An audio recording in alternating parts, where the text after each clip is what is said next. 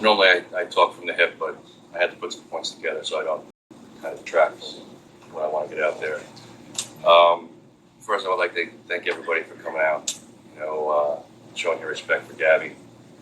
But I don't want you guys to be sad, to be honest with you. Gabby didn't live that way. That wasn't her way.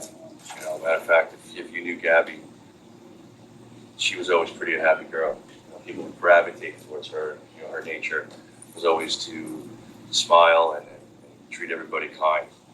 So she always made people feel welcome. She always made sure that she made time for people. It didn't matter who you were. She always treated people with respect. It really didn't matter. She cared. She genuinely cared, and that's how people would always, would always come up to her and just sit and talk, and it would take forever to get her out of places. So it really is wild to see, what has happened here. Gabby, growing up, she always had those blue eyes, right? Those ridiculous blue eyes, and you couldn't keep her in trouble. Like, you would ground her, and she'd start crying, and I fold. When I see a lady cry, I fold. If a guy cries, I don't care. But if I see a female cry, especially my daughter, I fold like a deck of cards. It's bad, So she'd be crying. She actually would just do that on purpose, just so I would take her off ground. It's like, yeah. So, and it worked. But she was great. It didn't matter. She always wanted to go out and do stuff, whether it was scuba diving with her, with her uncle, myself, or hiking the Appalachian Trail, if surfing sand dunes in Colorado, which, by the way, I'm letting you all know I'm jealous of. You will see me do that. I'm going to fall a lot, but I'm going to try. Because she had some wild experiences that I could only wish that I could experience. It's just wild, the stuff that she was doing. And to see that type of joy that brought her, and the stones it took to do that at such a young age. Now, that's something I want you to take a look at these pictures here. And I want you to be inspired by Gabby. That's what we're looking for. That's something that I want to see. If there's a trip that you guys want to take it now. Do it now while you got the time.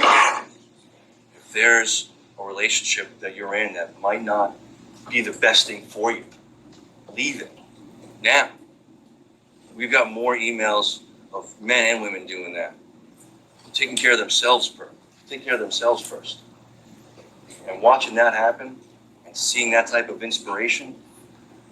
An email we got from a young lady that her child, who was 11 years old, wants to travel the country like Gabby did in a van, and she's making her parents take her to the I forgot the Golden Arches. Arches National. Arches, there it is. And so it's just wild stuff that she's inspired people to do.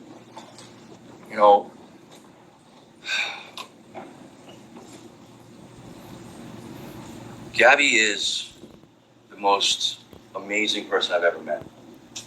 So if you're going to leave here today, I'm asking that you guys be inspired by the way she treated people. All people. Love knows no gender. Love knows no bounds. She didn't care. She genuinely loved people. It didn't matter. So when you leave here today, be inspired by what she brought to the table. Because the entire planet knows this woman's name now.